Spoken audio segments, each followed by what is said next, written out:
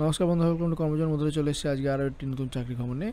পশ্চিমবঙ্গ সরকারের তরফ থেকে স্বাস্থ্য দপ্তরের কিছু অ্যাকাউন্টস ম্যানেজার পদে নিয়োগের বিজ্ঞপ্তি প্রকাশিত হয়েছে। তো কীভাবে তোমরা অ্যাপ্লাই করবে, কবে থেকে স্টার্টিং শুরু হচ্ছে, শেষ কবে, সম্পূর্ণ ডিটেলস এখানে আলোচনা করছি। তো আজকে ভিডিওটি শুরু করছি, ভিডিওটি প্রথমে শেষ পর্যন্ত অবশ্যই দেখবে।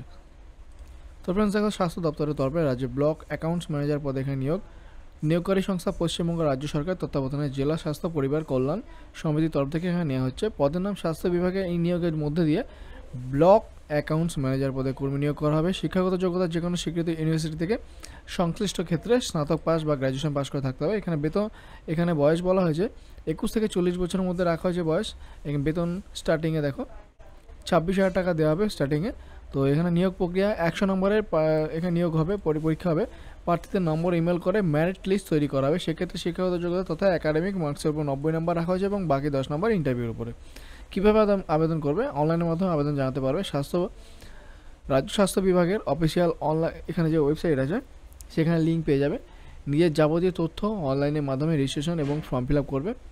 নিজের বৈধ ও সক্রিয় মোবাইল নাম্বার এবং ইমেল আইডি দেবে অনলাইন রেজিস্ট্রেশনের ক্ষেত্রে।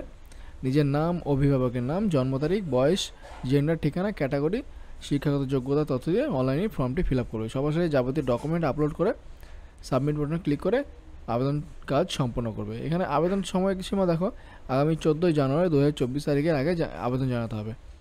তো ডিটেলস আমি লিঙ্কে দিয়ে দেবো ডেসক্রিপশন বক্সে, তোমরা সেখান থেকে ক্লিক করে ডিরেক্ট অ্যাকাউন্ট ওয়েবসাইটে চলে যেতে পারবে। তো আজকে ভিডিওটি এখানে শেষ করছি, দেখা হচ্ছে পরের ভিডিওতে।